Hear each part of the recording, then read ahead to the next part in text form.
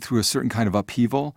And late one night, nothing ever happened, but I felt for the first time after the husband had gone to bed, there was a moment that I, have commemorated in some awful poem and thought about for years, where I realized that this person who I had psychically been chasing around for so long and coveting was actually, because of turmoil within her marriage, ready to have physical sexual contact with me, or at least it seemed very clear. And I got very frightened and kind of freaked out by it. My bluff was called, and I backed away from the situation. But it has been rattling around inside for, it still is, because it was a real moment of realizing that I was transgressing. And unlike many third points, I knew both and loved and still love both of those people. Is that why you backed away, because of your allegiance to the husband?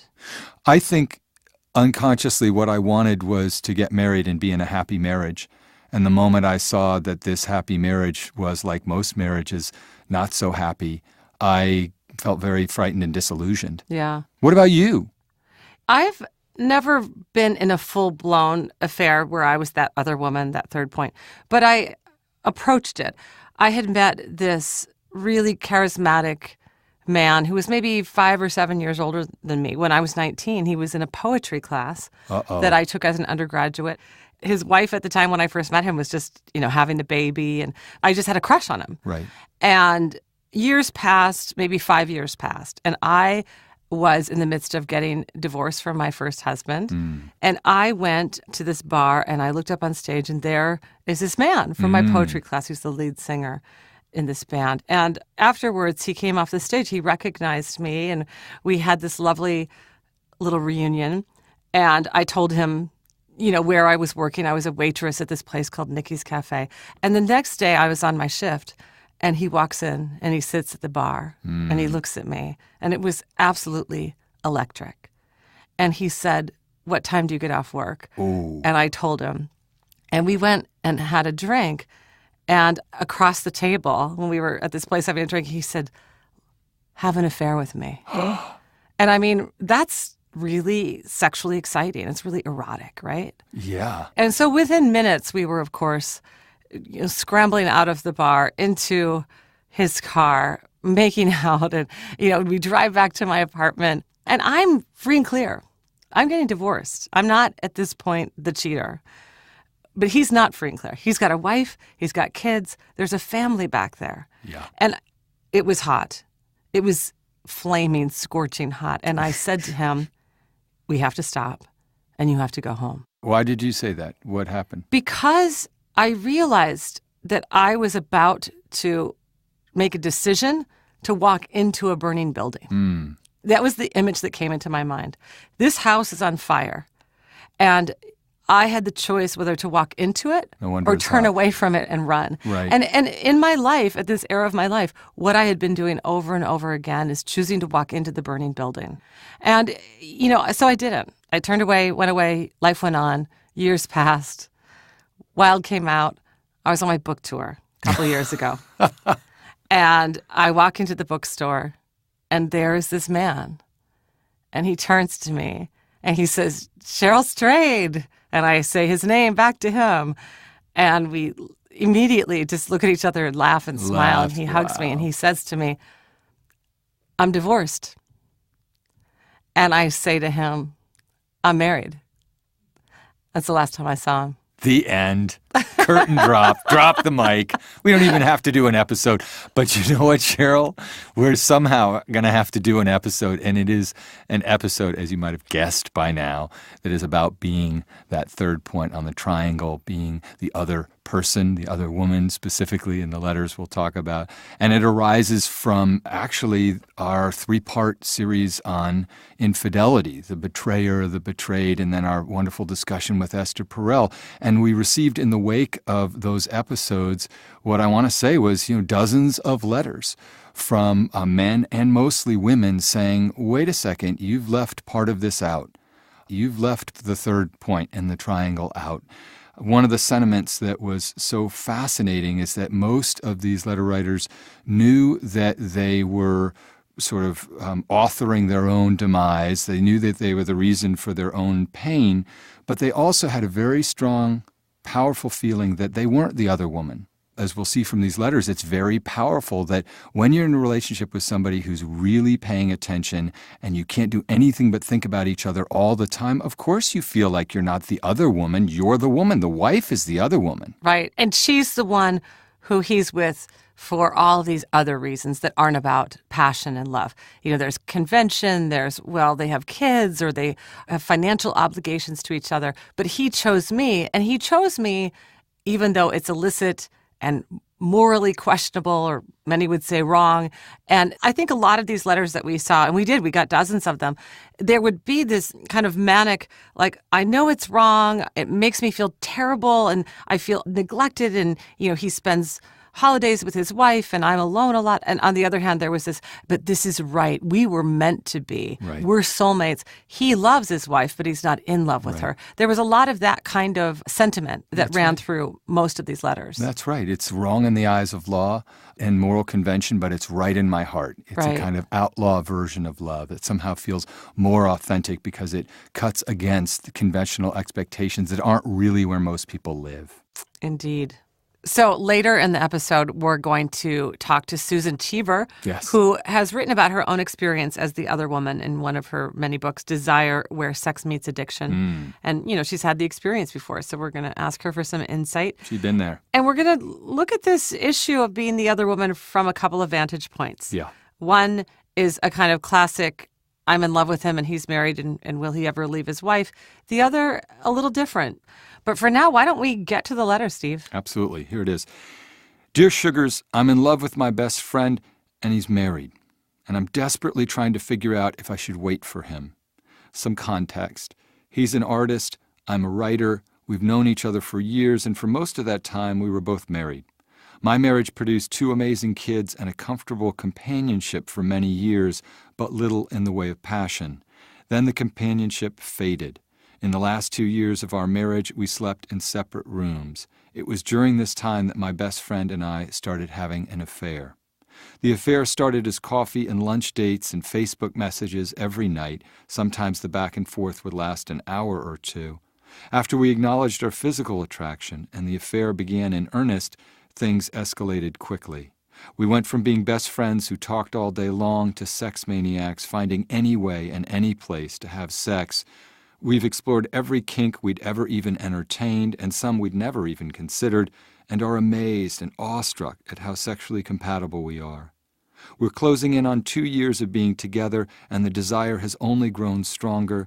Not only that, but we still talk all day long, we relate on a creative and artistic level, and we never tire of each other's company. In fact, we're desperate for more. We're in love, madly in love. There's no doubt about that. At first, we both had immense guilt about what we were doing. Over time, we both came to think that we simply chose the wrong spouses. We wish we'd met each other 20 years ago. We know that our affair is wrong, but at the same time, we truly believe that this is meant to be. The trouble is, I'm now single, and he's not. I went to therapy and figured out that the best solution for my marriage was to end it. Luckily, my husband independently reached that same conclusion, and we've separated very amicably. There have been a few bumps, but mostly it's the best-case scenario. We're both feeling happier, we co-parent as friends, and our kids are reflecting that back to us in their happy dispositions. My best friend is still married, and much to my dismay and despair, he still has sex with his wife. He claims it's maintenance sex, which he's keeping up for the time being so as not to raise any red flags. He left his job to start a new business and it hasn't quite taken off yet, and he says he doesn't want to leave his wife in a lurch. He feels like he needs to stay in this marriage for a little while longer to become financially solvent for his wife's benefit and for their kids, and also so he's not relying on me for financial support. He says this maintenance sex is the bare minimum, that he doesn't enjoy it, that she barely tries, it takes 5 minutes. He says he avoids it as much as he can, that it freaks him out, that it's not the same as what we have by a long shot. He says I should take solace in that. Try as I might, I can't. He says he wants to be with me, to marry me. He says he's trying to move things in the direction of leaving his marriage. We've talked very pragmatically about our kids all being siblings. We're both on board. He's seeing a therapist for the first time, trying to figure out how to make this transition. He says he's never felt about anyone the way he feels about me, and I believe that. For my part, I've never felt more turned on, cared for, or more loved, except when I don't. Except when I know that they're having sex, or think they're having sex, or even when I know they're having a nothing special family day together. It kills me. And then I feel terrible, like I don't matter to him, and I question everything. It absolutely guts me. This feeling affects me at least once a week, and it's always exactly the same. He acknowledges my pain and says he'd feel the same way if things were reversed. He says that we're worth the wait. But if I'm suffering, even 10 or 20% of the time, is it? If I knew he was going to leave her, if I had some assurance, if I had an idea of when it might happen, maybe I could feel better about those moments. But while he said that he wants to spend the rest of his life with me, nothing has been guaranteed. I'm trying to be grateful for the present, for the things we have which feel so rare and valuable, but these weekly bouts of jealousy and doubt have me feeling stymied. How do I plan a future if I don't know the person I love more than anything is going to be in it? Do I leave? Do I stay? And if I stay, how do I stay sane until we can be together out in the open? And if I leave, how do I get over the love of my life? Outside of my therapist, I have literally no one else to talk about this, and I'm desperate for an outside perspective. Please help, Sugars. Sincerely, helplessly hoping. Wow. Helplessly hoping. My heart goes out to you. What a tortured situation. I mean, I think you're in the burning building. Yeah. You know, when I burning building. told that story and said, I could see that that house was burning and I decided not to walk into it. It was for some of these same reasons. That as exciting as that first sexual passion can be, there's a price to pay for that when you do find yourself, actually falling in love with somebody who's in love with somebody else and obligated to somebody else. And what you're feeling, this jealousy of your lover having sex with someone else, is really natural and normal. And it's also really natural and normal that your lover would be having sex with his wife. Yeah. That's the deal when you are the other woman, involved with a married man. And we don't know if he's going to stay or leave. We know some men leave their wives and marry the other woman, and some drag it on for years and never leave. So who we're going to speak to over this discussion is you. What might be in your best interest? What's going to protect your heart and your mind and your emotional health? Yeah.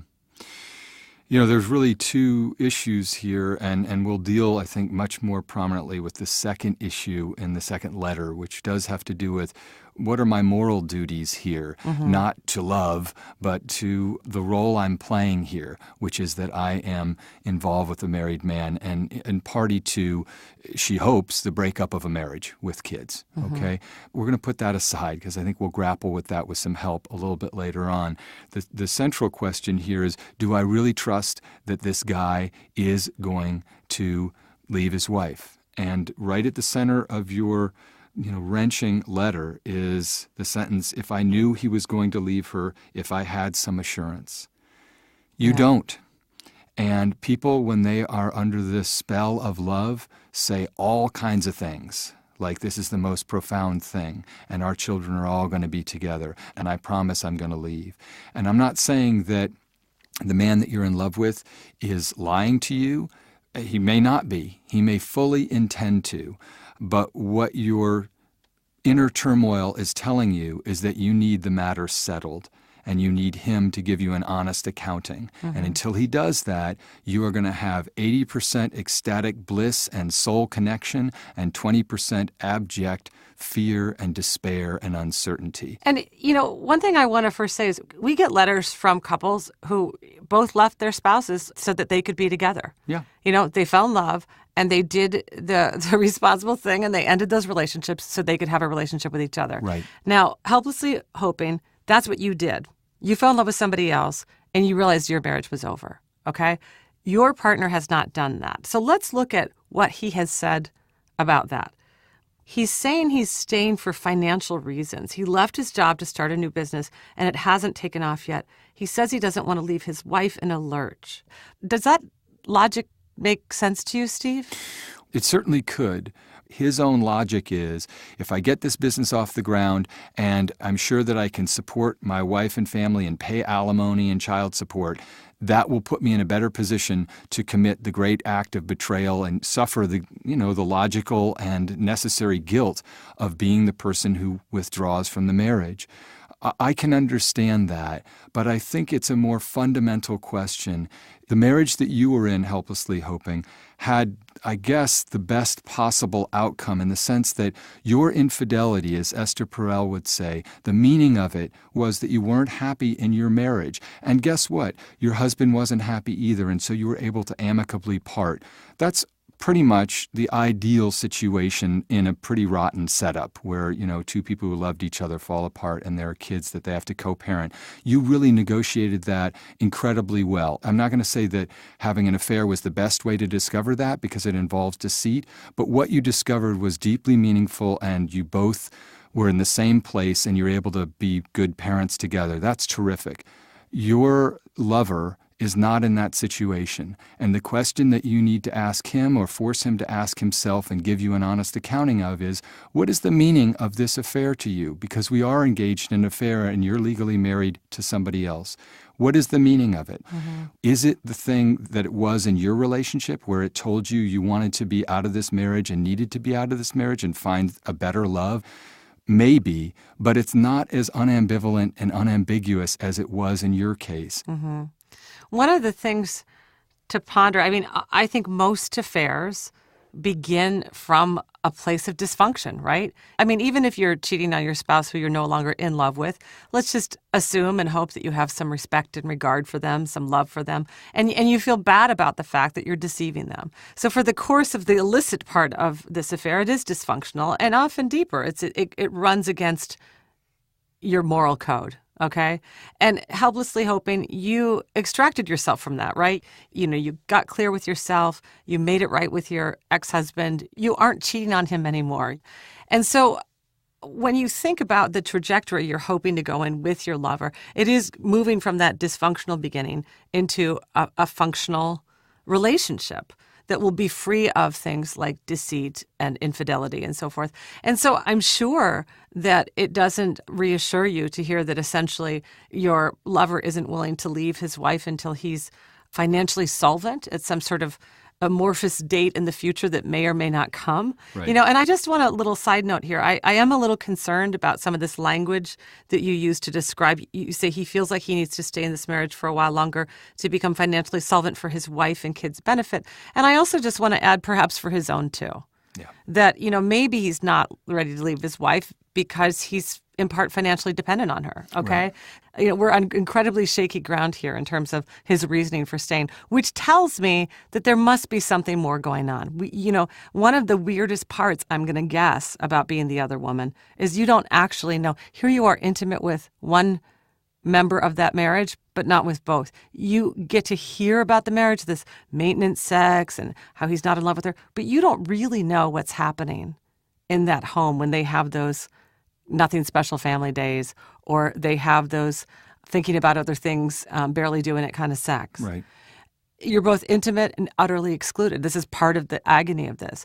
And so, my advice to you when it comes to sort of taking apart what's the holdup here? Why is it that you could leave your husband and your lover can't leave his wife? Mm-hmm. Is, how serious is he about making this transition? Right. How does he respond to your request that you actually make some plans together? You might have a lot to worry about. That anxiety you feel about maybe he never will leave might be an anxiety that speaks to the truth of the situation. Right. We can say from our own, letters and our own experience, there are cases where a part of the turn on is that it is an affair. Yeah. And that part of the problem is that some people, when there's too much security or there's a marriage, suddenly the passion dies out. And it is within the realm of possibility, or something you might be thinking about and maybe even discussing with this man, is whether it's something about marriage itself that deadens his passion, because you don't want to wind up 4 or 5 years down the road being the person with whom he is having maintenance sex.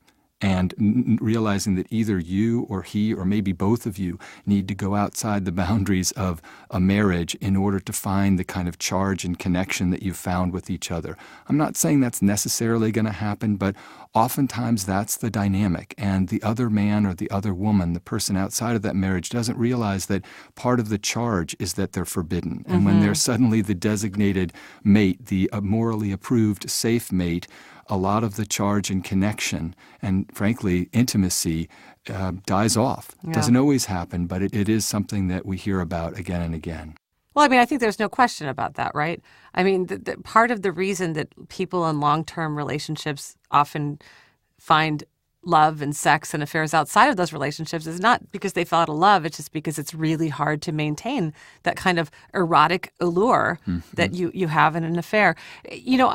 In closing, my final thought for you, Helplessly Hoping, is, I just want you to know that just because you don't have a sort of official public legal standing with this man, I mean, you can't even really be his girlfriend in any sort of open way. And I think that must deplete your sense of having a right to make demands on this lover, right? You feel like, well, he's married to somebody else. He says he loves me, but he doesn't have any commitment or obligation to me. But he does. And so I would really strongly encourage you to put an end date on your suffering. Right. Now, if it doesn't work out and your heart's broken, who knows how long it will take to heal that heart. But I do know for certain that you get to be in charge of how long that you're willing to agonize in this state of unknowing. Is he going to leave his wife? Is he going to come to me? So think about, is it really important to you that he's financially solvent before he leaves that relationship? Or is it more important to you that he commits to you? There are all kinds of solutions that you guys can come up with together, but you can only do it if you actually address it head on and make a plan.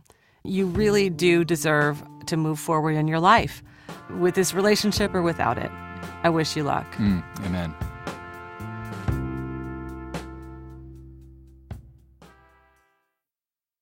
And by ZipRecruiter. Some job boards overwhelm you with tons of the wrong resumes. Not smart. But ZipRecruiter finds the right people for you and actively invites them to apply. Smart. Try it for free at ZipRecruiter.com/sugar. ZipRecruiter, the smartest way to hire.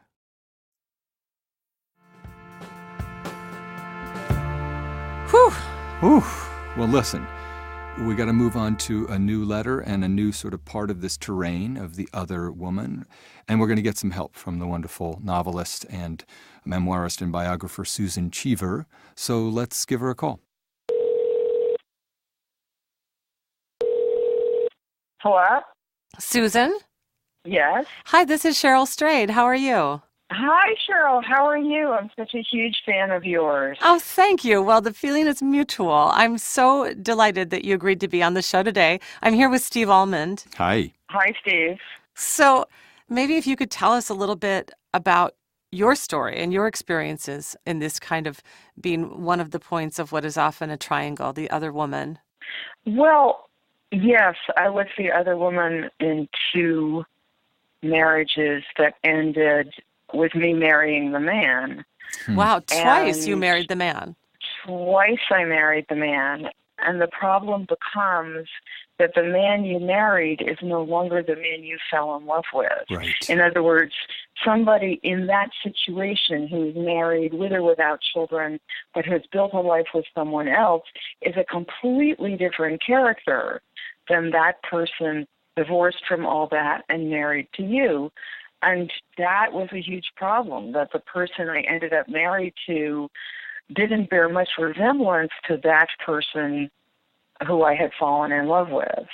And it was my own fault. I mean, I certainly chose it. I did whatever I could to make it happen. But people do change according to the environment they're in. So everybody says to you, or everybody said to me, it's a bad idea to sleep with married men. Your heart will get broken. But the reason why it actually was a bad idea was very different from what they were saying to me. Right.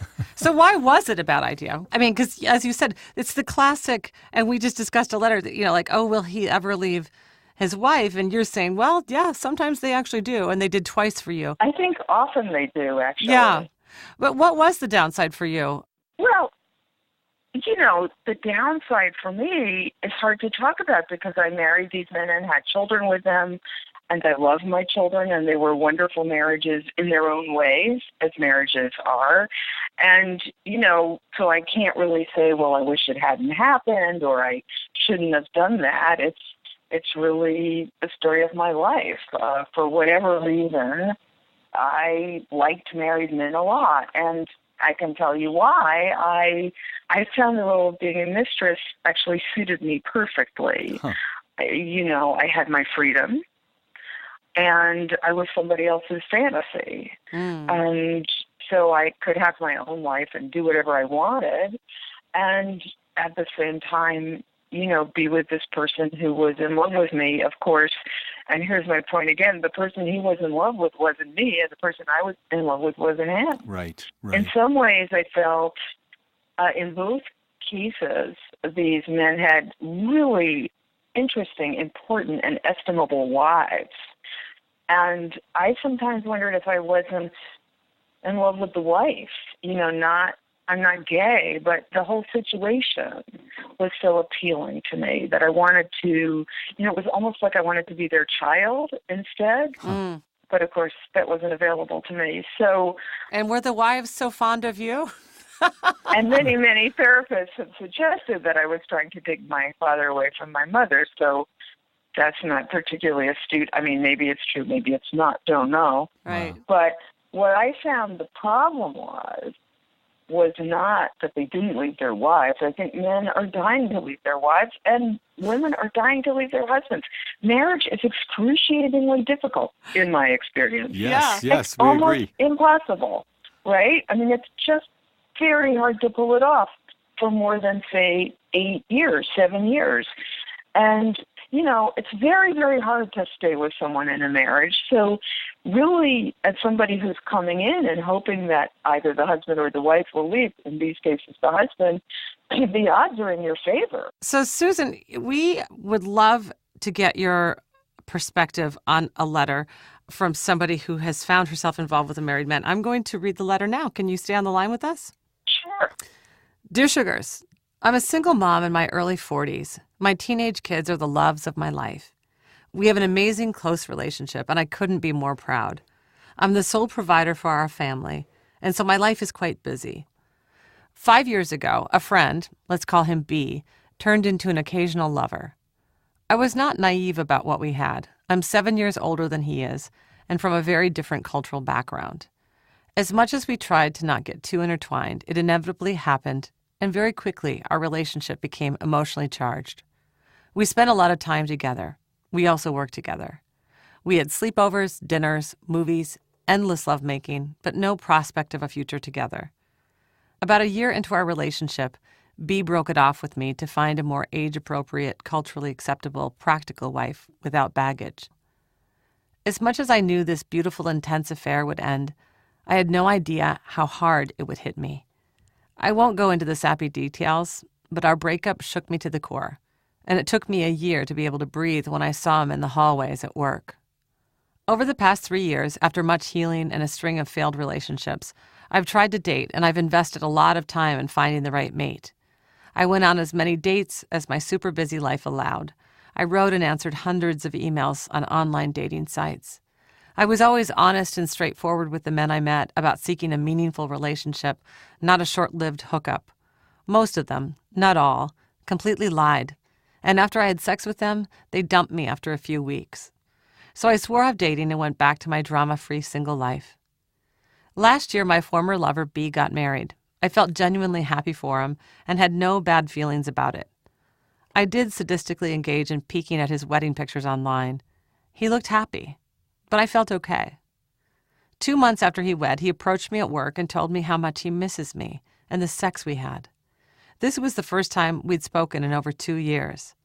Before I could say anything, he grabbed me and started kissing me with a passion I so well knew, but left in my past.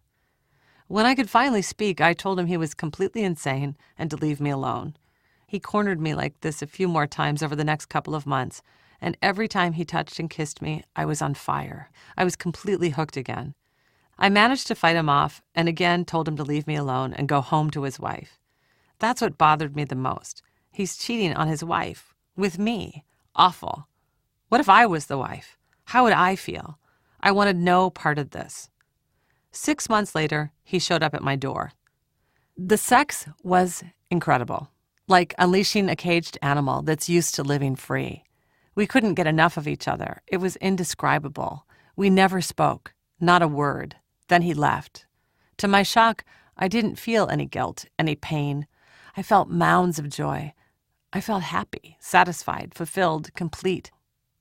Soon after, our relationship became a regular affair. Every time I tried telling him enough was enough, he would show up and I wouldn't say no, so I stopped fighting it. I try to rationalize things and say to myself that I'm single, so it's not my problem, but his. But is it? With love, the paramour's dilemma. So, what do you think of that, Susan? Yeah. Can she do this? Is this okay, or what? Well, she can do whatever she wants, That's right. I mean, it's a complicated letter. I mean, one of my questions that she brings up in the letter is, where are the kids? In other words, she's spending a huge amount of time with this guy, it sounds like. And let me tell you, children know everything, you know? And I just wonder about her children, who she says are the love of her life, in relation to what's happening to her. And I don't know. But, you know, in this life, we can do whatever we want. The question is, what's the price? Do we have a moral and ethical system that we want to adhere to? Right. If we do have a moral and ethical system that we want to adhere to, do we want that to have a relationship to the Western Christian system, which is so assumed and acceptable in the world that you and I live in? I mean, those are big questions, and she doesn't answer them. I'm not sure what I would advise her, because I'm somebody who would have answered that question one way in my 40s, as this woman is, and I would have said, not that it's a victimless crime, but that we're all adults and people make their decisions, and that what these men were doing was what they were doing, and what I was doing was what I was doing. And again, I would say it's complicated, but I wouldn't do that now. I feel differently now. So unfortunately for all of us, the 10 Commandments are not written in stone and passed down to us. Mm-hmm. Unfortunately, these things shift and change according to situations and circumstances, and we all have to decide this stuff for ourselves. Right. You know, if she wants to do unto others as you would have them do unto you, well, then she probably shouldn't be doing what she's doing. But if I were her, I would say to me, well, it's easy for you to embrace it now.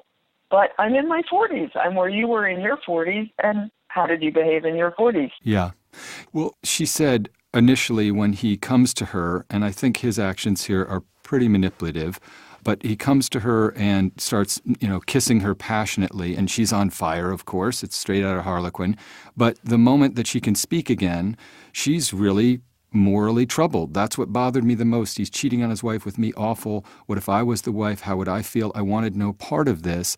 And then there's this curious moment in the letter where he shows up at her door and suddenly they're having sex again, as if she's just leapt right past her conscience and her, the understandable reluctance that she would have to enter into a relationship that involves betrayal. She's party to betrayal and deceit. And yes, he's the central actor there, but she is also conscious of and unconscious of the fact that she's party to this thing as well. But later in the letter, she says something about his cheating is his problem. She's had a hard time out there, and she's somebody who, I identify with her. She's figured out a way to support her children who she adores, and that's no easy thing. So she's driven, and she's got a lot to do, and every minute is spoken for.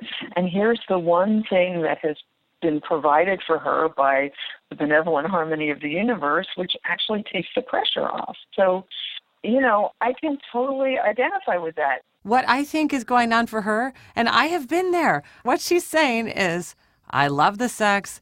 This is a great setup for me right now.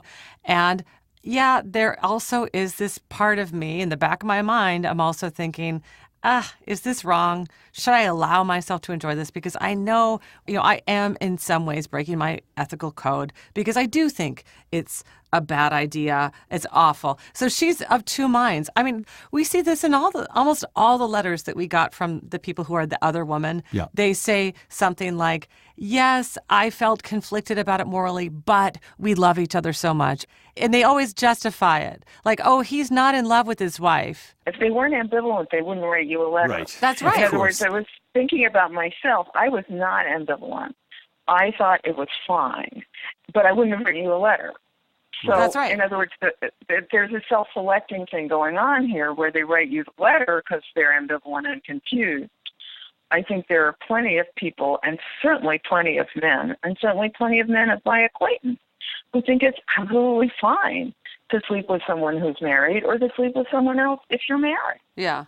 Right. I mean, this is not we're not talking about murder here. Well, I want to make a clear distinction between like morally judging her and just why she might have trust issues. Remember the first time she got involved with this guy.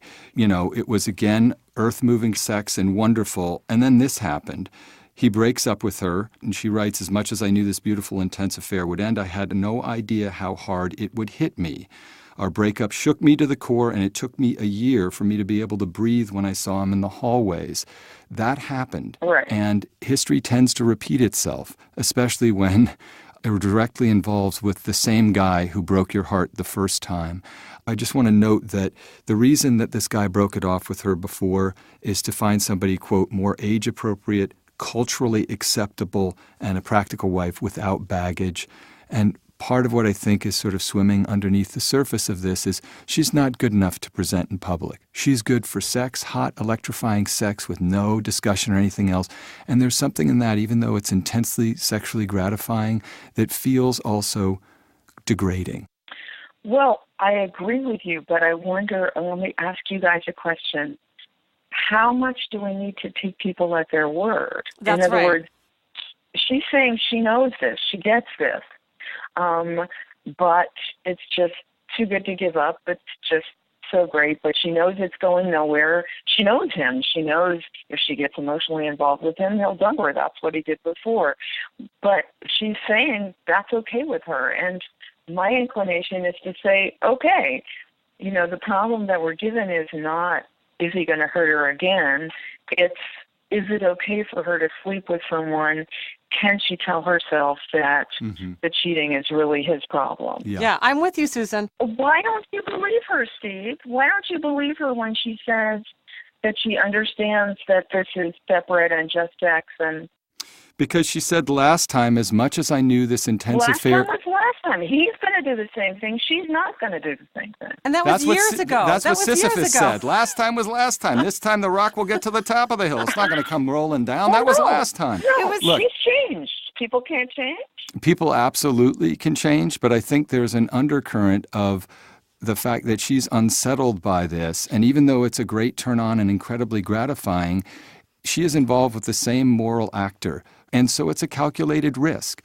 If it's just about her pleasure and gratification, it's a calculated risk. But I am not so quick to say that there isn't a moral burden to this, because I think some of the trust issues, when somebody writes in a letter to us, I don't trust anyone, I take that seriously. Even if you're having great sex, the fact that you can't trust anybody and that you're uninterested in a relationship that might provide you both great sex and some emotional security, I take that as a sign that maybe the person is struggling to give themselves the right to have a relationship that includes both hot sex and not a burning house. Hot sex without the burning house.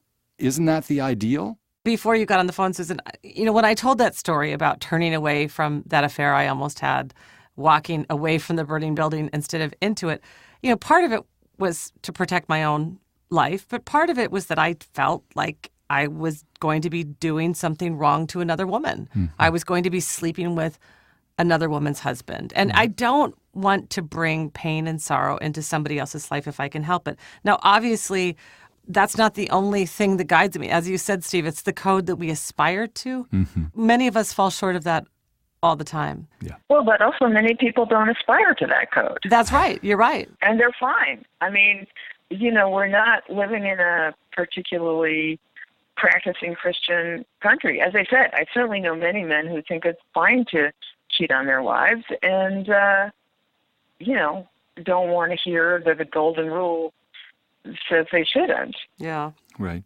But in this case, we're hearing from the other woman, and it's true that at least a part of her is crying out. It's the reason she wrote to us. Right. Well, it's part of the Right. reason. One more question I have for you. So you said, you were the other woman twice with married men who then went on to become your husbands. Yes. Have any of these men ever cheated on you? Did they have another woman?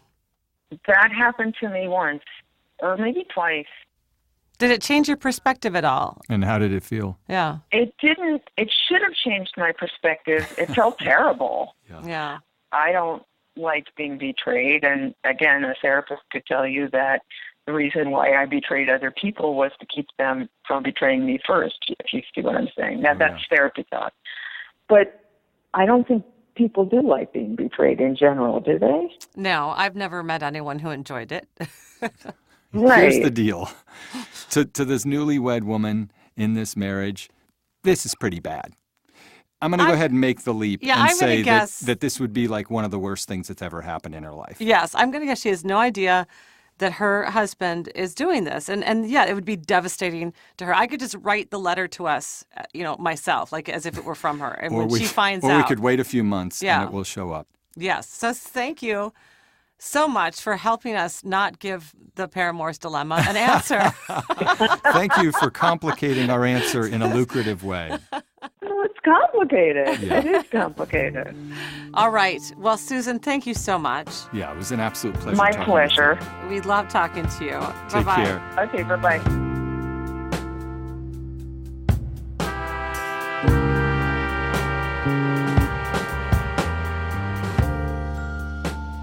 You know, Cheryl, these letters are so specific, so powerful, so tangled, but I'm really thinking back to the story you told right at the beginning about that feeling of running into a burning house.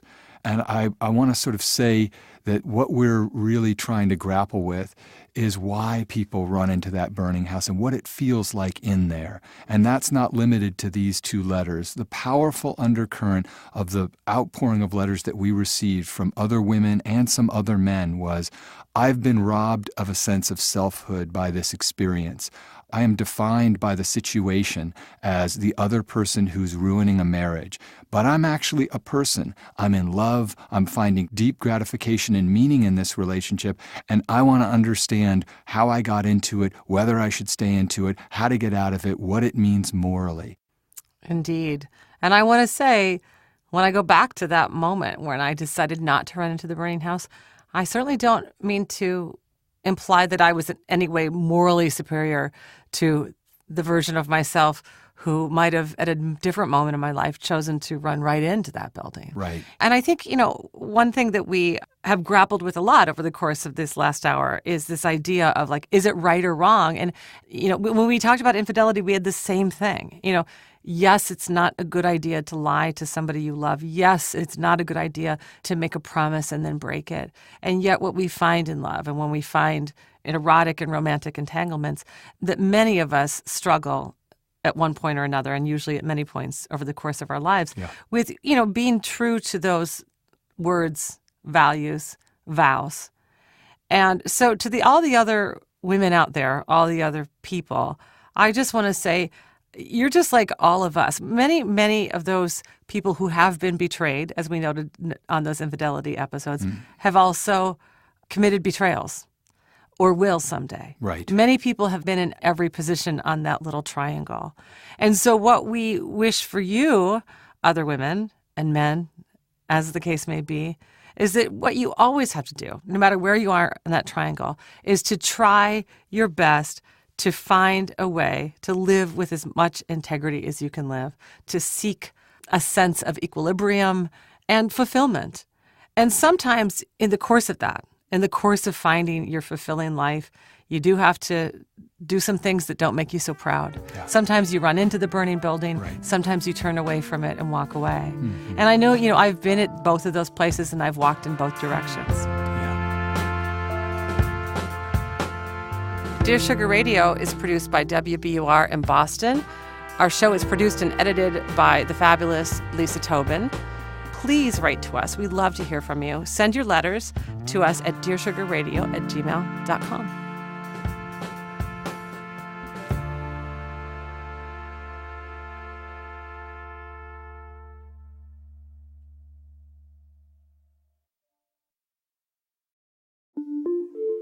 Hi, I'm Erica Lance.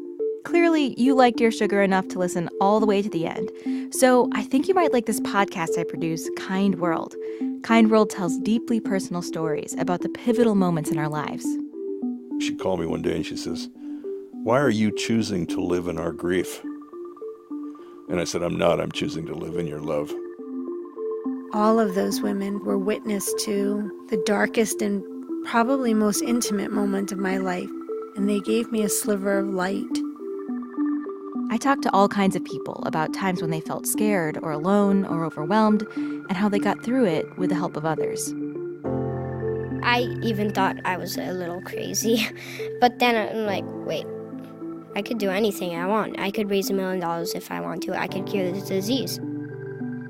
I think that he bypassed all that bullshit and just said, I see a human being who needs my help and I'm going to help him.